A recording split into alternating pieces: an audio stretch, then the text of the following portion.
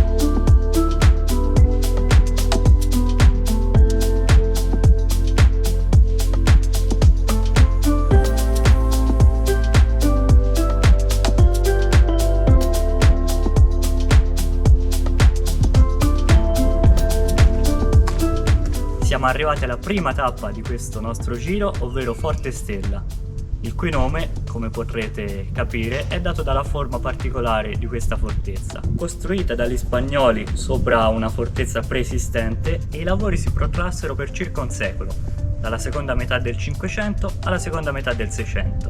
Il corpo centrale è formato da una stella a 6 punte e lo scopo di questo forte era prettamente di avvistamento delle navi nemiche che arrivavano via mare verso l'Argentario.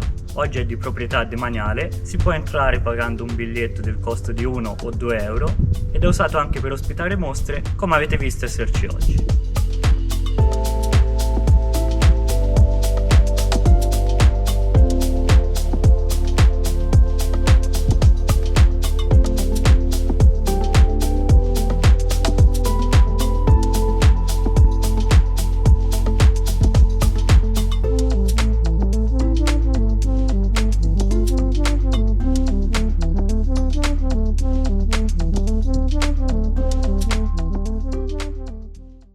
Siamo ridiscesi da Forte Stella e ora la nostra prossima meta è la Rocca. Potremmo passare per la strada panoramica, che è proprio qui sotto, però vogliamo fare un sentiero alternativo per farvi vedere qualcosa di molto particolare. Giunti a questo punto potrete forse chiedervi: ma perché sul Monte Argentario e in particolare a Porto Ercole ci sono tutte queste fortezze spagnole? Il motivo è da ricercare nel trattato di Cateau Cambrésis del 1559, che pose fine alla guerra tra l'impero asburgico e la Francia, alleate rispettivamente di Firenze e della Repubblica di Siena. Con questo trattato il Monte Argentario, insieme a Orbetello, Talamone, Ansedonia e Porto Longone sull'isola d'Elba, venne a formare lo Stato dei Presidi, sotto il controllo diretto della corona spagnola. Lo Stato dei Presidi passò poi sotto il dominio degli Asburgo e successivamente del Regno di Napoli.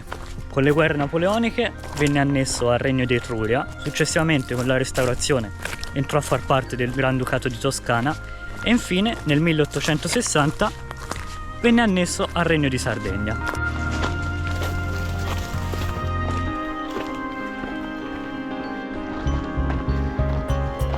Sul Sul Monte Argentario le primissime opere difensive risalgono all'età del bronzo, cui fecero seguito manufatti in età etrusco-romana, successivamente bizantina. I conti aldobrandeschi proseguirono nel tentativo di fortificare il promontorio, ma soltanto con l'avvento dei Senesi nel XV secolo il sistema difensivo venne potenziato per difendersi dagli attacchi dei Saraceni. Eccoci giunti al luogo che volevamo mostrarvi. Si tratta dell'antico cimitero spagnolo di Porto Ercole che, come vedete, è ormai ridotto a un rudere. Restano solo le mura perimetrali, mentre all'interno è invaso dalla vegetazione. È comunque un altro testimone dell'antica dominazione spagnola su questi territori e meritava una breve visita. Adesso ci metteremo sulla strada panoramica che costeggia il mare e da lì raggiungeremo la seconda fortezza del nostro giro, ovvero la Rocca Aldobrandesca.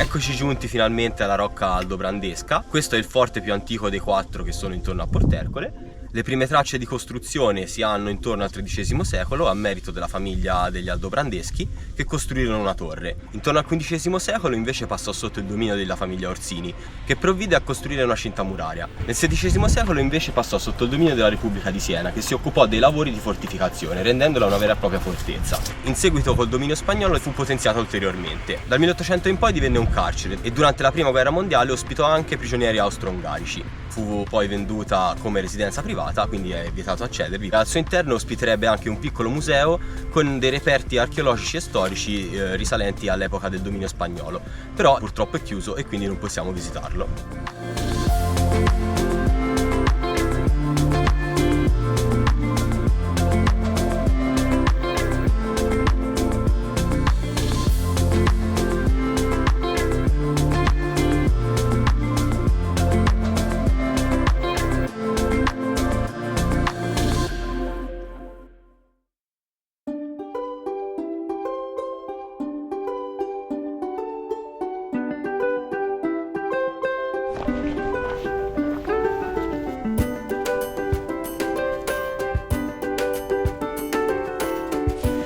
In questa parte di sentiero, proprio sotto la rocca, raccomandiamo la massima attenzione, intanto per via dell'erba alta, quindi rischio di zecche, ma soprattutto perché siamo proprio a picco sopra la scogliera del porto ed è un po' franoso, quindi se venite da queste parti mi raccomando, occhio a dove mettete i piedi. Qui adesso stiamo raggiungendo l'ingresso secondario della Rocca Aldobrandesca, che è comunque chiuso, però vogliamo farvi vedere anche questo scorcio di quest'altra parte della fortezza.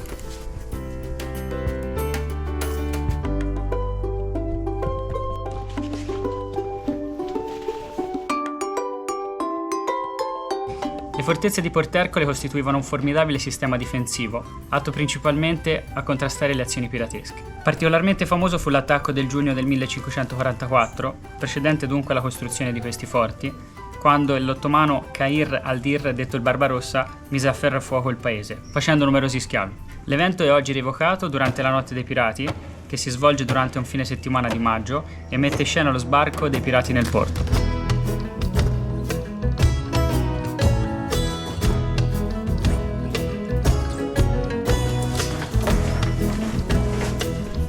Adesso stiamo attraversando le vie del paese vecchio di Porto Ercole, un agglomerato di case antiche molto piccolo, racchiuso da un cerchio di mura abbastanza imponenti che si diramavano dal forte che abbiamo appena superato.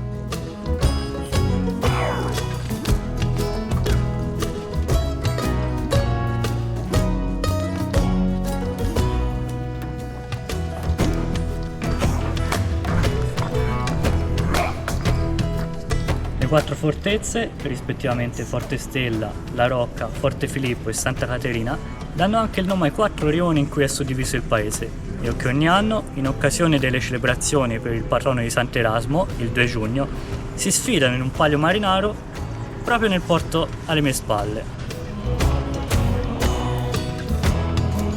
Quello che vedete qui sotto è il forte batteria di Santa Barbara, che proteggeva l'ingresso del porto. A questo luogo è legata una manifestazione folcloristica, che ormai non si svolge più da molti decenni, chiamata il volo della capra. Essa consisteva nel legare un filo d'acciaio dalla rocca fino al forte di Santa Barbara e lanciarvi un simulacro di una capra riempito di stracci e mortaletti. Pare che la manifestazione abbia origine da una storia d'amore che vede un giovane pescatore del luogo innamoratosi della figlia del governatore di Porto Ercole, ma data la disparità di status sociale gli venne promessa e sposa solo se fosse riuscito a far volare una capra. Il giovane elaborò dunque questo stratagemma e riuscì a conquistare così la mano della sua amata. Alle mie spalle era il palazzo del governatore di Porto Ercole e si dice che fosse collegato alla rocca in cima alla collina attraverso un tunnel sotterraneo.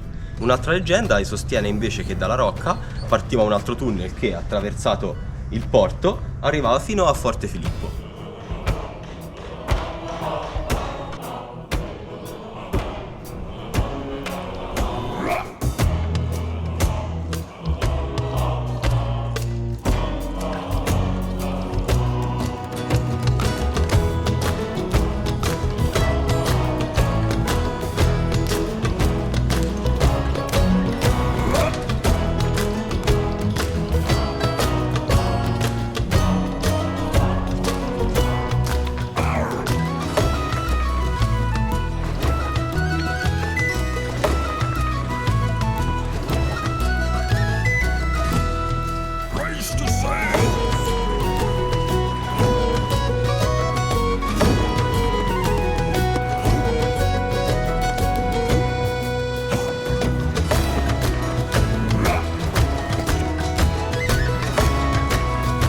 Dopo una camminata di circa 2 km siamo arrivati dalla rocca a Forte Filippo, così chiamato in onore di Filippo II.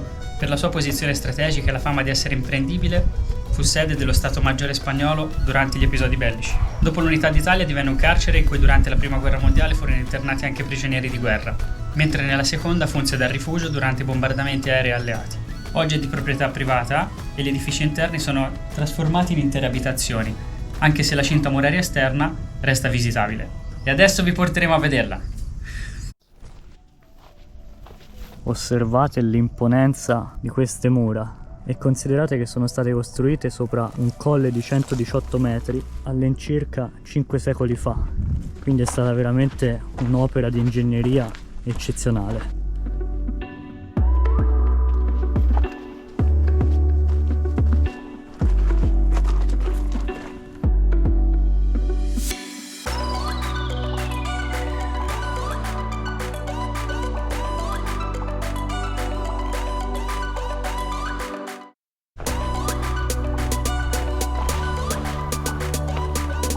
Siamo giunti alla quarta e ultima fortezza del nostro giro, ovvero Santa Caterina, che potete vedere alle mie spalle. In realtà fungeva da polveriera per Forte Filippo, che sorge proprio qua sopra, e fu costruita soprattutto per garantire la sicurezza della insenatura di Cala Galera, dove oggi vi è l'omonimo porto. Anche questa struttura è privata e quindi possiamo apprezzarla solo da questa distanza.